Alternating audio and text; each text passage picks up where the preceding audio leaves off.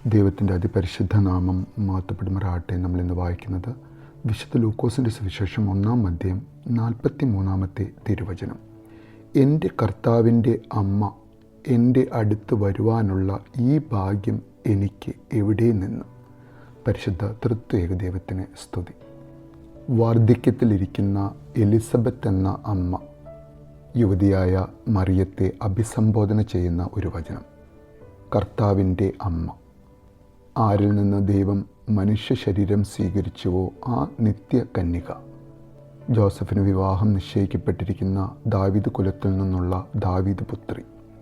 തന്നിൽ നിന്ന് ജനിച്ച ശിശു പൂർണ്ണ മനുഷ്യനും പൂർണ്ണ ദൈവവുമാകിയാൽ ദൈവമാതാവ് എന്ന് വിളിക്കപ്പെടുന്നവൾ, തിയോട്ടോക്കോസ്. ആ അമ്മയെ കർത്താവിൻ്റെ അമ്മയായി നമുക്കേവർക്കും പരിചയപ്പെടുത്തി തരുന്ന പരിശുദ്ധാത്മാവ് നിറഞ്ഞവളായ എലിസബത്ത്.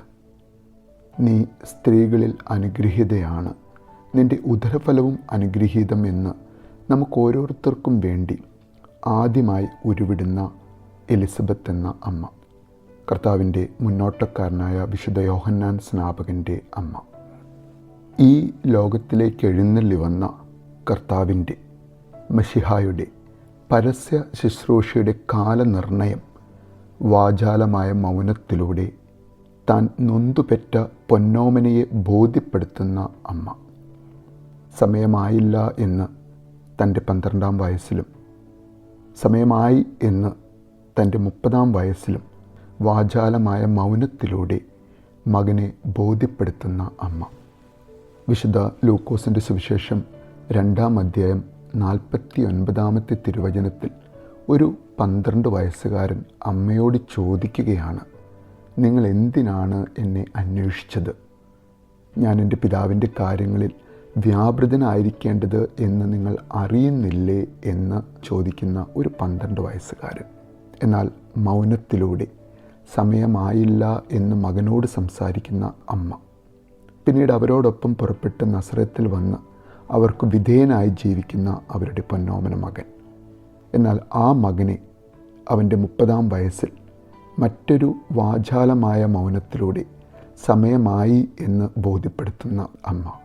വിശുദ്ധ യോഹന്നാൻ്റെ സുവിശേഷം 2-ാം അധ്യായം 4-ാമത്തെ തിരുവചനത്തിൽ സ്ത്രീയെ, എനിക്കും നിനക്കും എന്ത്, എൻ്റെ സമയം ഇനിയും ആയിട്ടില്ല എന്ന് പറയുന്ന മകനെയാണ് പരിശുദ്ധാത്മാവിനാൽ നയിക്കപ്പെടുന്ന അമ്മ തൻ്റെ മകൻ്റെ 30-ാം വയസ്സിൽ സമയമായി എന്ന് ഓർമ്മിപ്പിക്കുന്നത്, മൗനത്തിലൂടെ ഓർമ്മിപ്പിക്കുന്നത്.